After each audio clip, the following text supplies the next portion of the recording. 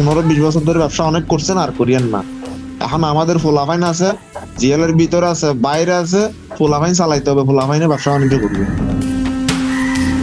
পুলিশের অভিযানে গ্রেপ্তার চট্টগ্রামের সন্ত্রাসী মোবারক হোসেন ইমন ওরফে ডেভিড ইমন চাঁদা নিতেন। ব্যবসায়ী ও প্রবাসীদের টার্গেট করে প্রতি মাসে গড়ে 1 কোটি টাকা চাঁদা আদায় করতেন তিনি। এই টাকার অর্ধেক চলে যেত বিদেশে থাকা পলাতক সন্ত্রাসী সাজ্জাদ আলীর কাছে, বাকি টাকা রাখতেন নিজের কাছে।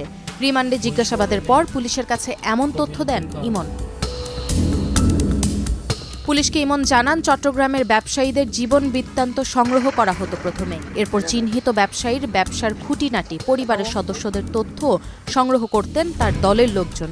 সব তথ্য হাতে পাওয়ার পর বিদেশি নম্বর থেকে ব্যবসায়ীকে ফোন করা হতো। ভয় দেখানো হতো গুলি করার ও পরিবারের সদস্যদের ক্ষতি করার। কথা মতো টাকা আদায় না হলে ব্যবসায়ীর ব্যবসা প্রতিষ্ঠান কিংবা বাড়ি লক্ষ্য করে গুলি করা হতো। এভাবে প্রতি মাসে আদায় হতো কোটি টাকার মতো।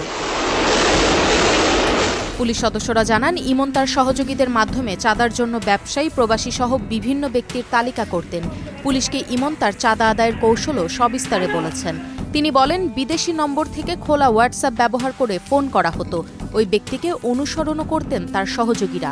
তিনি কোন রঙের কাপড় পরেছেন তার বর্ণনাও দেওয়া হতো ফোনে। পাশাপাশি পরিবারের সদস্যরা কে কোথায় পড়াশোনা করেন, কোথায় যাওয়া আসা করেন তারও বর্ণনা দেওয়া হতো।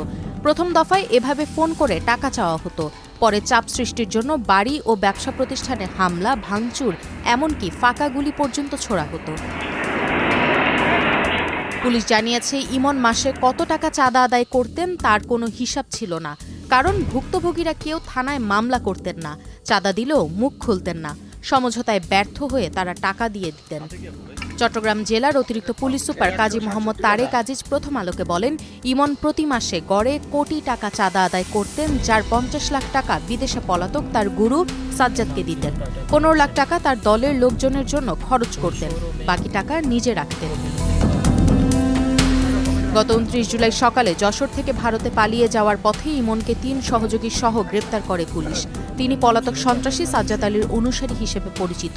ইমনের বিরুদ্ধে অন্তত 15টি মামলা রয়েছে।